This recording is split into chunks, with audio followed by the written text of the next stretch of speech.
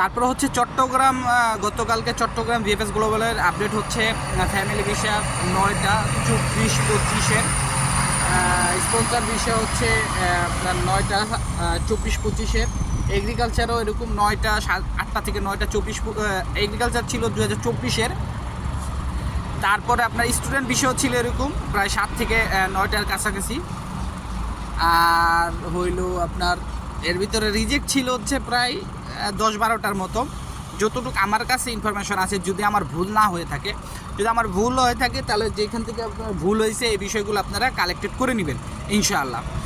এখন আপনাদের মাঝে আপনারা একটা ছবি দেখতে পারতেছেন স্ক্রিনে। এরা আজকে ভিসা পাইছে, একই কোম্পানির 4 জন, ঠিক আছে। তো এদের জমা ছিল 24-এ, এরা 25-এ ভিসা পাইলো, যাক আলহামদুলিল্লাহ। আসলে এদের ভিসার ক্যাটাগরিটা কি সেটা আসলে আমার জানা নেই, আমি জানা থাকলে অবশ্যই আপনাদেরকে বলতাম।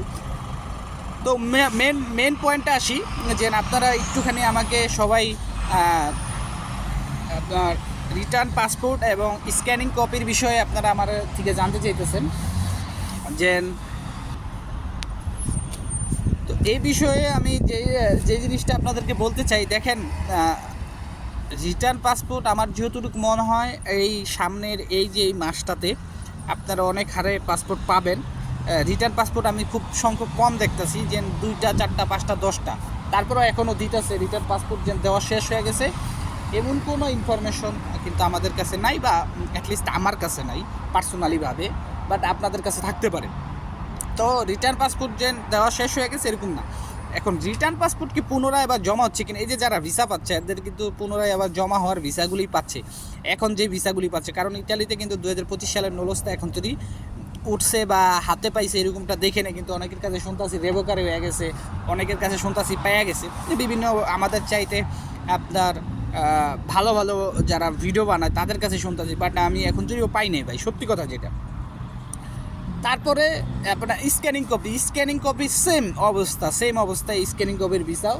কিন্তু এখন আমি আপনাদের দুঃখের সাথে একটা কথা বলতে হইতেছে, যে আপনারা এতদিন আমারে বলছিলেন যে ভাই টাকা দিয়েও কাজ হইতেছে বা সিন্ডিকেট, আমি এগুলো আমলে নিই নাই, কারণ আমাদের সময় আমি দেখছি টাকা দিয়ে কাজ হয়, এখনও দেখতেছি টাকা। মানে আমি আজকে একটা জিনিস জানতে পারলাম যে ভিতরে আপনার কিছু সিন্ডিকেট আছে যেটি টাকার বিনিময়ে কাজ করা হয়। যেরকম এর কিছু অফার আমাদের কিছু কর্মীদেরকে দেওয়া হয়েছে বা এরকম কিছু, যাই হোক এই বিষয়ে আমি কথা বলতে চাই না। ভবিষ্যতে যদি এই বিষয়ে আমি আরও ভালো করে জানতে পারি তখন আমি আপনাদের মাঝে বলবো। তবে এটা আপনারা জানিয়ে রাখেন যে আপনার ভিএফএস গ্লোবাল বা ইতালি এম্বাসিতে আমাদের ভিসা নিয়ে দুর্নীতি হচ্ছে, মানে টাকার বিনিময়ে করা যাচ্ছে। হয়তো বা এটা কারা করতেছে, আপনার এই ভিএফএস গ্লোবালে আমাদের যে বাঙালিরা কাজ করে তারা এগুলো করতেছে। তো যারা 8 তারিখে আপনারা আন্দোলনে যাবেন, আমি আপনাদের একটা কথা বলতে চাই, একটা কথা, ইতালি এম্বাসিতে যত বাঙালি কাজ করে আপনার এই ভিসার ব্যাপারে, যারা ফাইল দেওয়া নেওয়া করে আনা নেওয়া করে, শুধু ডেলিভারি বাদে যত ফাইলের এই ইতালি এম্বাসির ভিতরে যারা কাজ করে একটু উচ্চতর কর্মকর্তা বাঙালি যারা, সবার পদত্যাগ আপনারা আগে পদত্যাগ এই বিষয়টা আপনারা ক্লিয়ার করেন। এখন যদি আপনারা পদত্যাগ করাইতে পারেন, ভিতরে যে বাঙালিরা আছে নতুন যারা যাবে তারা এরকম দুর্নীতিবাজ সিন্ডিকেটবাজ তৈরি হইতে সময় লাগবে, এতদিনে এটার সমাধান হয়ে যাবে। আপনারা এর পদত্যাগ চান, একটাই দফা যে এদের পদত্যাগ করতে হইব, এবং এই এক দফার ভিতরে থাকবো যে আমাদের যাদের আটকা পড়ে গেছে তাদের এই আগামী 1 থেকে 2 মাসের ভিতরে এটা সুরাহা করতে হইব, এটা ফিনিশিং টাচ দিয়ে দিতে হইব, ঠিক আছে।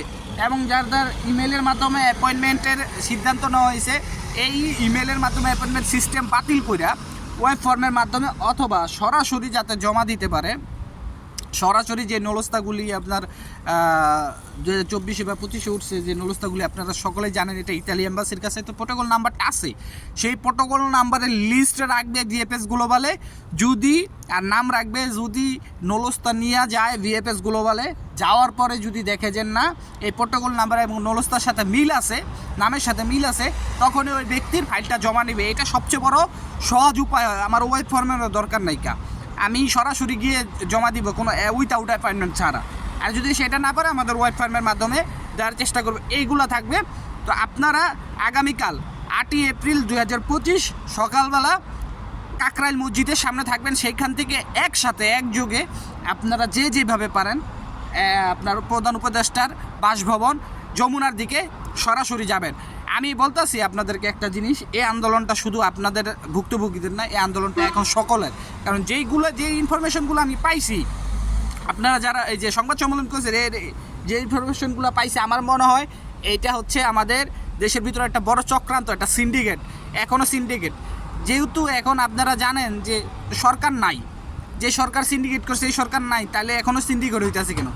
এটা কিন্তু ডক্টর ইউনূস বা স্বরাষ্ট্র উপদেষ্টা আরও যারা যারা আছে সকলেই জানে ভাই, আসলেই সকলেই জানে। আপনারা যেমনি হোক ভাই মাঠ থেকে লড়বেন না, রাস্তার থেকে আসবেন না যতক্ষণ পর্যন্ত দাবি না হইব। আর শুধু একদিন ভাই করলে হইব না, টাকা যদি খরচ যায় যাক ভাই, তারপরও ভয় পায়েন না, তারপরও মনের ভিতরে একটা সাহস রাখেন, এটা আপনাদের কাছে অনুরোধ। সবাই ভালো থাকবেন, যদি পারেন ভিডিওটা শেয়ার করেন। আসসালামু আলাইকুম, আল্লাহ হাফেজ।